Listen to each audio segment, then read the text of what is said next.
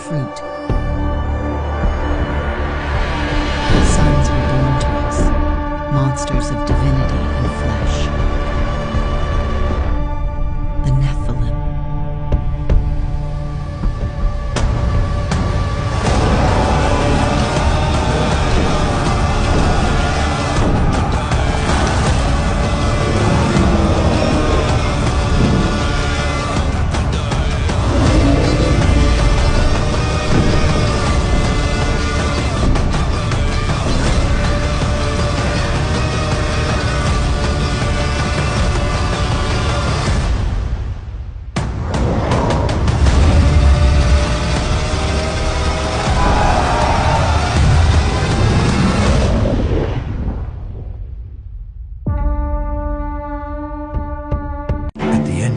They knocked on gates reinforced with rough metal and mammoth bone. They cracked open, revealing 2 guards with spears poised. What's your business? My son and I have come to barter, for iron. I need more tools to tend my farm. The men scanned them up and down, nodded, and opened the gates. Methuselah's eyes widened with terror when they entered. Sitting atop thrones hewn from the skulls of the great lizards were beast-like men. They were nearly 10 feet tall, with arms like tree trunks and jaws like chiseled onyx. Their faces were deformed, with brows casting shadows over their serpent-like eyes. Methuselah could feel their voices in his chest when they spoke. If it isn't Enoch, the man who walks with the Creator himself, what brings you to our domain? We need iron. Our tools have worn, and you have taken all the iron in the region. What will you give me in exchange? So formal. Why not stay a while with us, Enoch? You could tell us some of your famous tales about the Elohim. We have wine and women aplenty. I can ship 1/3 of my next harvest in exchange for your iron. The summer has made the ground rough. Good tools will break the earth much quicker. What's to stop us from just taking your farm, Enoch? We've consumed other farms within our borders. How about we give your little plot of land a look? That'd be unwise. Easy there, Enoch. You forget who you're talking to. The creature gripped the shaft of his spear with his monstrous paws. Murder was in his eyes. Methuselah could tell he was ravenous for any excuse to put Enoch's head on one of those pikes outside. Yet his father remained, voice unyielding. He stood with a confidence that somehow towered over even these giants. Take my land, consume it, and it will be gone.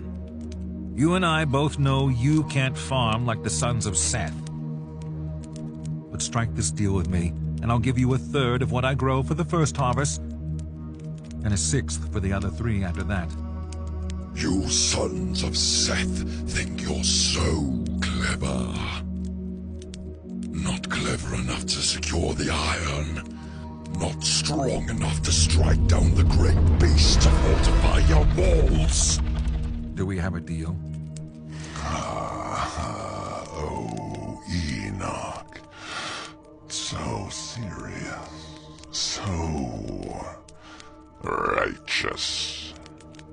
You may be favored by the Creator, but tell me, do you bleed like the other sons of Seth we've cut open? One stood from his throne, feet shaking the earth with each step as he strode toward Enoch. His nostrils flared like a bull's. Methuselah could have sworn he saw smoke smoldering out with each breath. Enoch remained perfectly still, chin up, and pointed toward the giant. Methuselah tried not to shake, drawing strength from his father's resolve. The beast stood only a few feet away, blocking out the light from the fire. There was a long, unsettling pause. Methuselah's throat clenched, keeping the breath from exiting his lungs. His father was still. The man's hulking frame leaned forward. He bore his teeth like a wolf and spoke. You have a deal, Enoch, but fail to pay, and I'll take your wife, eat your children, and use your eldest as a toothpick. I'm a man of my word. With the Creator as my witness, I shall pay my share. Oh, the Creator. You think hearing his name gives me comfort? Get out of here before I change my mind. Enoch wasted no time. He turned on his heels and left. Methuselah padded behind him like a puppy. They left the city. Its stench lingered on them for a while. They crossed the brook separating the city and their land and scaled the grassy knolls. They made it to a small summit. A singular cedar tree swayed to the midnight breeze. Methuselah could see the stars twinkling through the breaks in the leaves. What were those, Father? Were they men? Yes and no. They are the Nephilim, spawn of the sons of God and daughters of men. So they're sons of angels? Yes. Do you remember the story of the garden? Methuselah nodded, waiting expectantly for his father to speak. Our ancestors were enticed by the tree of knowledge. They wanted to be like God, exchanging his will for them for pride. They fell. Still, they multiplied and began filling the earth. When the sons of Adam multiplied here on the world and daughters were born to them, the heavenly beings saw that they were good. Just as Adam and Eve took the fruit of the tree, the divine beings took the daughters of men. What came from them were the Nephilim, neither human nor divine, creatures born from lust and pride. So now they just rule this land like gods? They are chiefs in this land, but not gods. They think they're gods. They think their strength makes them divine. But there's only one God. He has made us in his image. We are his appointed stewards of the world.